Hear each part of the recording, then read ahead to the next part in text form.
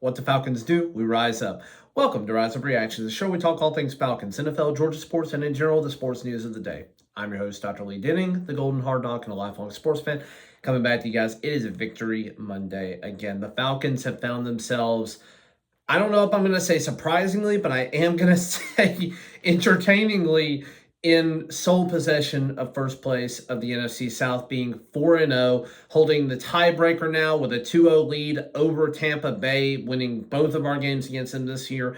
They are, without a doubt, the number one competition in our own division to win, and we now hold a two-game lead functionally over them, which is incredible. Yes, they are only a game behind us in the actual standings. We're 5-3, they're 4-4. They're about to have a bad day, a bad 2 weeks. I fully expect the Tampa Bay Buccaneers, missing Mike Evans, Chris Godwin out for the season, the secondary getting picked apart like Swiss cheese, to lose to the Chiefs next week and then the 49ers the week after. Then I believe after that they get a bye going into week 11. Mike Evans should be healthy coming out of that. It doesn't matter because they don't play the Falcons anymore. Their schedule lightens up a little bit, but they've still got a few tough teams to play along the way in there. But we'll see how that all shakes out when it's said and done. The Falcons, though, our schedule gets a little bit easier after the next 2 weeks. Easier in the sense that we should be favored in a number of the games. This next week, we play the Dallas Cowboys. Dallas is coming off of a tough loss on Sunday Night Football to the 49ers. 49ers had to come back to win that game. So Dallas is not dead in the water. They should be getting Micah Parsons back. It's going to be a little bit tougher game than I think most of us were anticipating. But the thing that I want to say about these Dirty Birds is this. We finally have an offense. We truly were, for the last few years, a quarterback away from being competitive. We have the skill position guys now. We have Bijan Robinson, who legitimately looks like the stronger runner. He's more elusive. He can get bigger chunk plays when he needs to. And then we have Tyler Algier as well, who is more the bruiser. He was not very effective in this game. He's been effective the last couple of weeks. And then we use a ton of motion pre-snap. It sets up wonderful end arounds like we got for Ray McLeod. It can set up jet sweeps, which we've done before. But Ray got in on the action with a 17-yard run. And then Kirk Cousins, old man leg, broken ankle, Kirk Cousins coming out with 16 very important rushing yards. He was -8 going into this game on the season. Gets 16, the most important of which coming on a critical second down that he ends up finding a way to make it a short third. We end up having to go for it on fourth and get it again while on the back of his quarterback sneak, which nobody is expecting us to do. So Kirk Cousins gets, to me, the offensive MVP award for this game. Easy enough there. On the defensive side, I think you can look at two different places to give the defensive MVP for this game. You can either give it to A.J. Terrell, who had a pretty good game overall, got a timely interception. Unfortunately, his interception functionally meant nothing as we ended up giving up a safety on the immediate next play and then a touchdown on the next drive after. So, but he played pretty well overall. I'm not going to say he played elite, but he played great. But the guy who really deserves it, the guy who is incredible on defense, is Jesse Bates. Forced a fumble on the second play of the game. He's been doing that all season long. I think he's accounted for 3 or 4 forced fumbles at this point in time, most of which have been recovered by the Falcons, one of which was against Tampa Bay a few weeks ago, and we didn't recover that one just because Mike Evans happened to be standing right there when it fell to him. But, again, he has been creating turnovers. He had an interception in this game.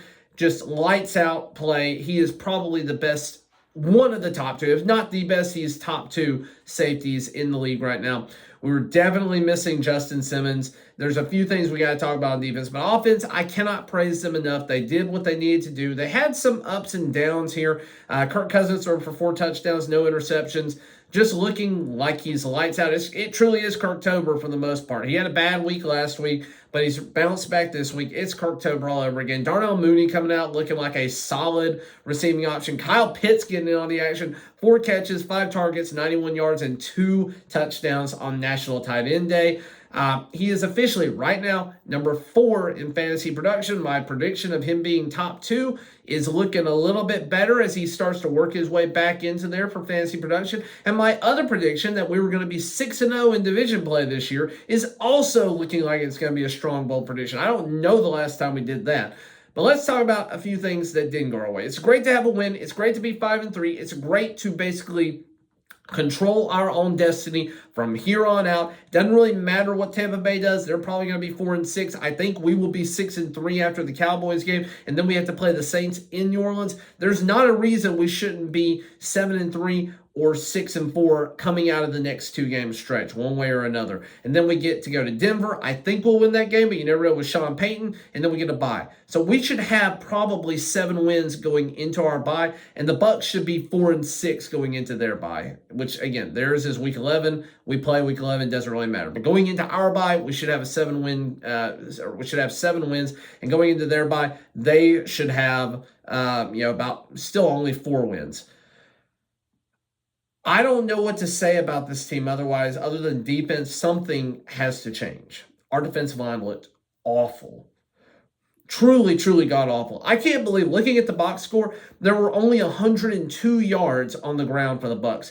And it did not feel that way at all. I think they got away from the run game way too often. They were averaging, Bucky Irving averaged 4.9 yards per carry. Rashad White, who had the costly fumble, still averaging 4.8 yards per carry. Bucky Irving had 7 receptions out of the backfield for 40 yards. Rashad White had 5 receptions out of the backfield for 38 yards and a touchdown on that. Just where he basically walked in. Cade Otton looked great. He's going to be their lead guy until they end up getting Mike Evans back after the bye week.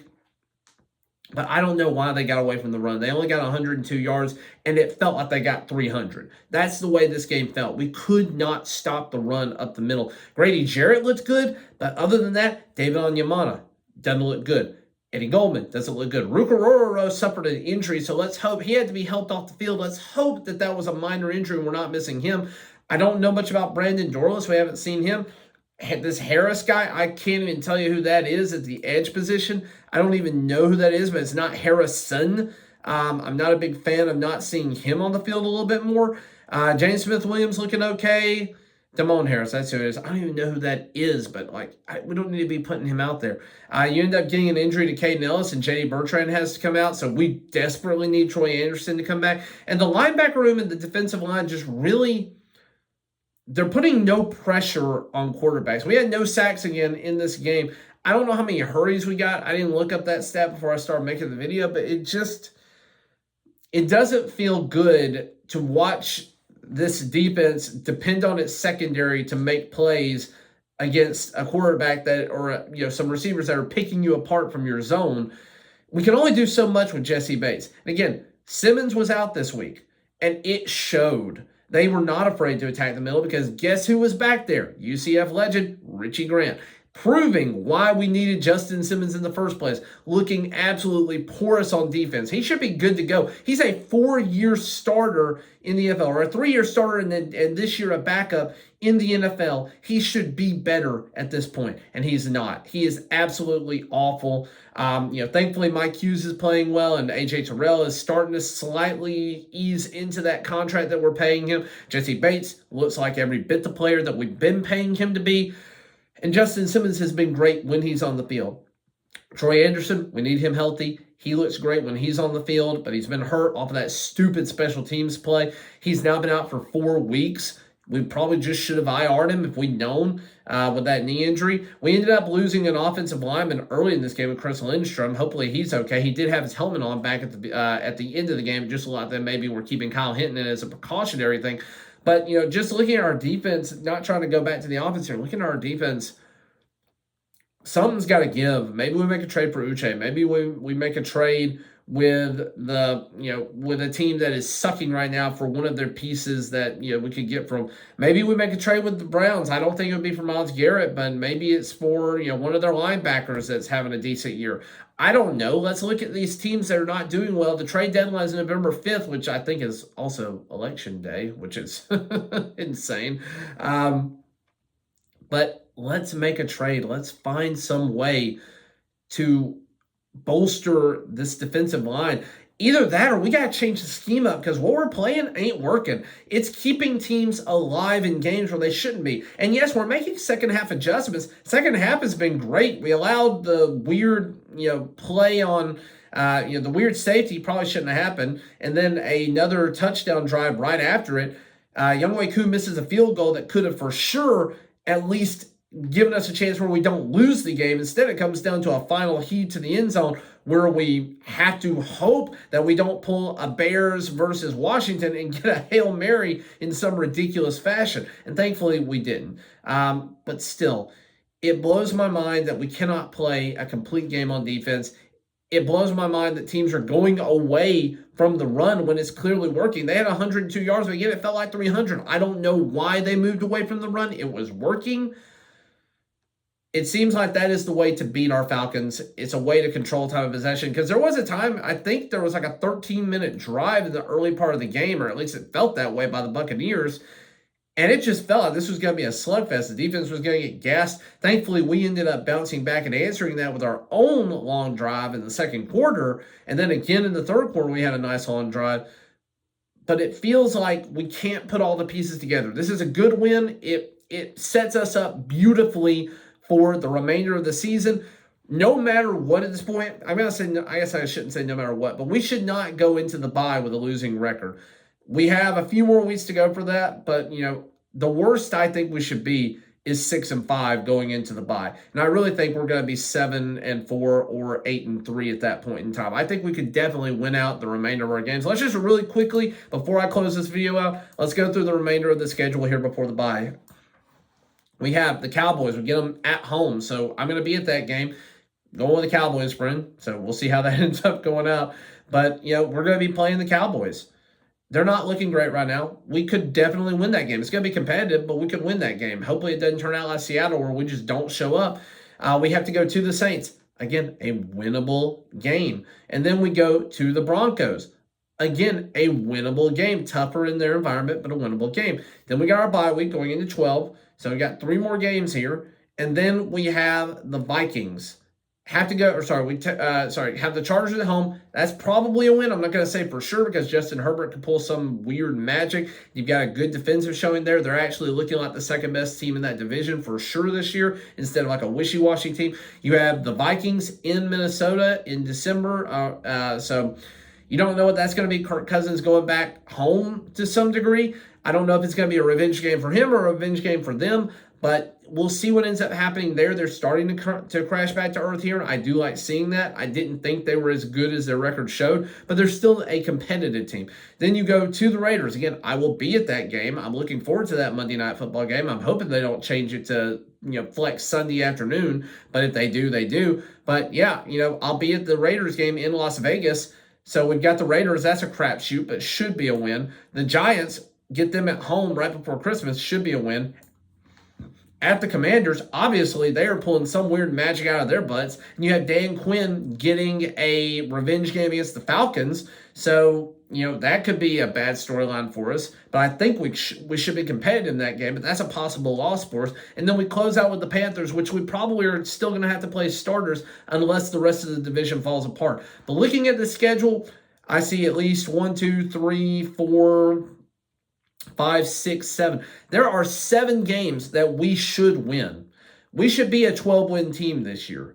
We probably won't be. We're finding ways to do the old thing that everybody has always said and falcon it at different points in times, but we are moving away from the old adage of falconing it, and we are starting to be a little bit more clutch in these one-score games, starting to find ways to win games that we would have otherwise lost in the last 6 or 7 years. And it brings me some hope. It gives me hope that we are going to host a playoff game. I'm finally going to get to use my season tickets in January for postseason football. Have never gotten to do that since I've been a season ticket holder. I'm looking forward to hopefully getting to do that. We're halfway through the season, more or less at this point. Falcons are in control of their own destiny. I could not be happier with that. Thank you for watching, liking, sharing, and subscribing. The goal is still trying to get to 500 people subscribed by the end of the season. I'm not going to lie, guys. It seems like that's slowed down tremendously. We'll see how we're doing at the end of the season and evaluate where we're going to go forward as a channel. But right now, I'm enjoying making content. I'm enjoying particularly when the Falcons win. It's a new sensation. Have not gotten to experience this very often. But thank you again for watching, liking, sharing, and subscribing. And as always, rise up.